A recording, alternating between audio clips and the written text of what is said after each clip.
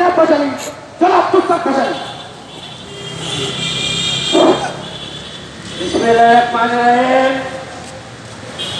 স্বদেশ সাংস্কৃতিক পরিষদ আয়োজিত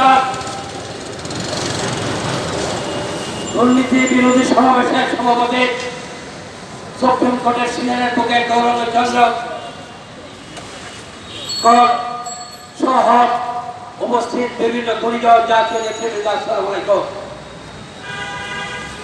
সন্ত্রাস এবং দুর্নীতি আমাদের জাতীয় অর্থনীতিকে কুড়ে করে খাচ্ছে। সন্ত্রাস এবং দুর্নীতি একে অপরের পরিপূরক। সন্ত্রাসের কারণে দুর্নীতি, দুর্নীতির কারণে সন্ত্রাস, এগুলোকে কিরোধ করার নিতে হবে। মাননীয় প্রধানমন্ত্রী মানব বিরোধী অভিযানে সাকসেসফুল হয়েছে এবং জঙ্গি বিরোধী অভিযান সাকসেসফুল হয়েছে।